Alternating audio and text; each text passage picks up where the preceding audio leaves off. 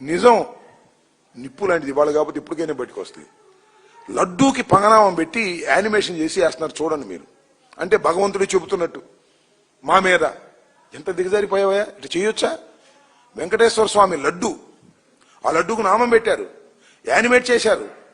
లడ్డూని గౌరవించవయ్యా, వెంకటేశ్వర స్వామిని గౌరవించవయ్యా? అసలు కుదరలేదు. కానీ వెంకటేశ్వర స్వామి మాట్లాడినట్టుగా పెట్టేస్తారు వీళ్ళు. వెంకటేశ్వర స్వామి ప్రత్యక్షమైనట్టు మాట్లాడి సుబ్బారెడ్డి దీనిలో నెయ్యిలో కల్తీ గెలిపాడు అని చెప్పిస్తాడు వెంకటేశ్వర స్వామి యానిమేషన్ చేసి. లేదు కరుణాకర్ రెడ్డి దీనిలో నెయ్యి గెలిపాడు, నెయ్యిలో పందిమాంసం కలిపాడు, నెయ్యిలో పంది కొవ్వు కలిపాడు అని వెంకటేశ్వర స్వామి యానిమేషన్ పిక్చర్ చేసిన ఆశ్చర్యపడే సంవత్సరం ఇది లోకేష్. అతనికి అద్దు లేదు. అర్ధంతరంగా అధికారంలోకి వచ్చేశారు కదా, అద్దు లేదు. వెంకటేశ్వర స్వామిని అడ్డం పెట్టుకుని ఈ రకమైన దారుణమైన కార్యక్రమాలు చేయటం సమంజసం కాదు.